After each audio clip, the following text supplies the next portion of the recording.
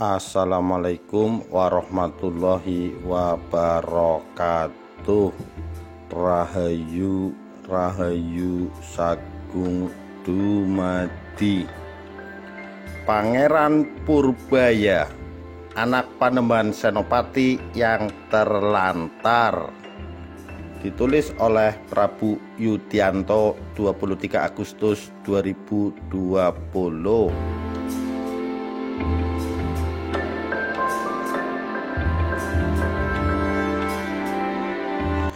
Di area pesawahan dekat Bandara Adi Sucipto Jogja terdapat sebuah masjid milik Keraton Jogja. Namun masjid tersebut tidak hanya berperan sebagai tempat ibadah. Di dalam kompleks masjid tersebut terdapat sebuah makam yang sangat dikeramatkan masyarakat sekitar dan para pilot. Keramatnya makam ini bukan main-main. Konon apapun yang melintas di atas makam tersebut akan takluk dan menghujam bumi, dari sekedar burung, kelelawar sampai pesawat. Meskipun dekat dengan bandara dan pangkalan militer, tidak ada satupun pesawat yang berani melintas di atas makam tersebut. Lalu siapakah yang bersemayam di makam tersebut? Makam tersebut adalah makam Pangeran Purbaya. Beliau adalah anak pertama yang tidak diakui oleh Panembahan Senopati. Dan setiap artikel tentang Panembahan Senopati, saya selalu menulis tentang kisah berdarah beliau. Kali ini kisah yang terjadi tidak hanya berdarah, namun juga penuh haru dan laku prihatin. Laku prihatin seorang ibu demi kemuliaan putra tunggalnya. Dan kisah ini lagi-lagi ditemukan dalam Babat Tanah Jawi. Namun sumber kisah kali ini juga berasal dari cerita yang berkembang di masyarakat Jogja. Seperti biasa, kisah-kisah Kerajaan Mataram selalu simpang siur, tidak terkecuali kisah Pangeran Purbaya. Sebelum berbicara tentang Pangeran Purbaya, mari kita mengenang sumber dari perjalanan Kesultanan Mataram. Kisah tentang dua orang sahabat, Ki Ageng Giring dan Ki Ageng Pemanahan. Dalam Babat Tanah Jawi dikisahkan Ki Ageng Giring mendapat wahyu berupa degan atau kelapa muda. Barang siapa meminum air kelapa muda tersebut, maka dia akan menurunkan raja-raja Jawa. Sayangnya Ki Ageng Pemanahan sedang haus saat melihat kelapa muda tersebut. Tanpa mengetahui wahyu dari kelapa muda tersebut, Pemanahan meminum habis air kelapa untuk melepas dahaganya. Singkat cerita, Ki Ageng Giring yang mendapatkan wahyu tersebut akhirnya menceritakan kepada Ki Ageng Pemanahan. Maka Pemanahan mencari jalan tengah. Beliau menawarkan sang putra Danang Sutawijaya untuk dinikahkan dengan putri Giring, Rara Lembayung. Pernikahan ini akan mengikat persahabatan keduanya, sekaligus membangun kekuatan politik. Namun, apakah para mempelai menerima pernikahan ini? Perjodohan ini tidak menyenangkan hati Danang Sutawijaya. Dalam Babat Tanah Jawi, Sutawijaya memandang istri barunya buruk rupa. Sedangkan menurut kisah lain, Sutawijaya malu memiliki istri yang lebih tua.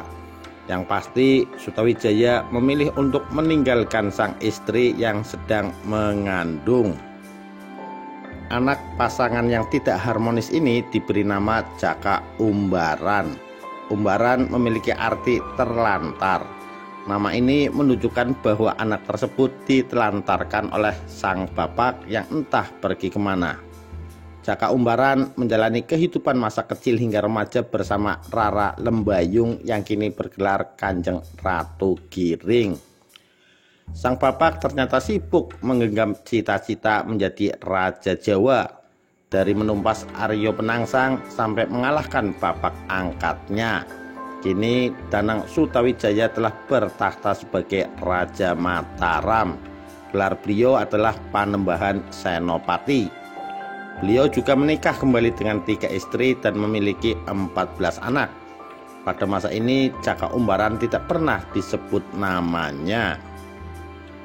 Jaka Umbaran yang beranjak dewasa mulai mempertanyakan siapa bapak kandungnya. Ada 2 versi mengenai peristiwa ini. Yang pertama, Kanjeng Ratu Giring tak sampai hati pada sang putra dan memberitahu siapa bapak kandungnya. Versi lain menyatakan Kanjeng Ratu Giring memberi teka-teki, ayahmu adalah pemilik alun-alun di sebuah kerajaan. Setelah perjalanan panjang, sampailah Jaka Umbaran ke keraton Kota Gede. Dengan sedikit usaha membuat onar sampai ditangkap prajurit, Jaka Umbaran dapat bertemu dengan Panembahan Senopati. Namun, untuk diakui sebagai anak, Panembahan Senopati mengajukan teka-teki lain. Sepertinya leluhur kita memang enggan bicara langsung apa adanya.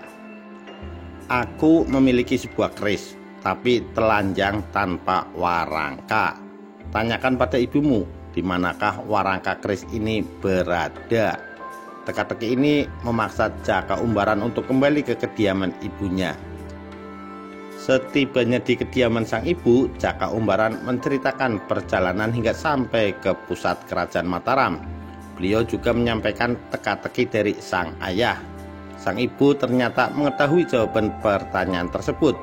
Jawabannya adalah menutup rasa malu Panembahan Senopati pada Kanjeng Ratu Giring yang tidak layak menjadi istri seorang raja. Kanjeng Ratu Giring berucap, "Kanggo kemuliaanmu lek, demi kemuliaanmu nak." Kanjeng Ratu Giring merangsek maju ke arah sang putra. Keris yang masih terhunus itu tepat menghadap dadanya. Dengan sekali dorong tubuh keris tersebut menusuk dada sang istri pertama Panembahan Senopati. Ternyata jawaban teka-teki itu adalah Kanjeng Ratu Giring harus menjadi sarung keris tersebut. Kematian Kanjeng Ratu Giring adalah yang diminta Panembahan Senopati. Jaka Umbaran kembali kepada sang ayah. Beliau sampaikan tragedi yang harus terjadi demi pengakuan sebagai anak kandung Panembahan Senopati. Karena teka-teki telah terjawab, maka Jaka Umbaran diakui sebagai anak dengan gelar Pangeran Purbaya. Menurut Babat Tanah Jawi, kesaktian Pangeran Purbaya sejajar dengan Raden Rangga, salah satu putra Panembahan Senopati yang mati muda. Meskipun Pangeran Purbaya adalah anak tertua, namun tidak mendapat posisi putra mahkota. Versi pertama, status keturunan dari Pangeran Purbaya menyebabkan Panembahan Senopati kurang berkenan. Versi kedua, Pangeran Purbaya menolak posisi tersebut karena sakit hati kepada sang ayah. Posisi putra mahkota jatuh kepada Raden Mas Jolang yang bergelar Panembahan Hanyakrawati. Meskipun tidak menjadi seorang raja, Pangeran Purbaya tetap terlibat dalam pemerintahan Mataram. Dalam pemerintahan Sultan Agung Hanyakrakusuma, beliau menjadi pelindung tahta Mataram saat Sultan Agung melakukan penyerangan ke Jayakarta. Pangeran Purbaya gugur pada Oktober 1676 saat ikut menghadapi pemberontakan Trunajaya. Beliau gugur dikeroyok kombinasi pasukan Makassar dan Madura pada usia senjanya. Jenazah beliau dimakamkan di komplek makam keluarga raja di Wotgaleh, kini di daerah Berbah Sleman, menyisakan kedikjayaan serta kisah pilu seorang anak yang tak dianggap. Demikian sekilas kisah Pangeran Purbaya, anak Panembahan Senopati yang terlantar. Sekian, terima kasih. Wassalamualaikum warahmatullahi wabarakatuh.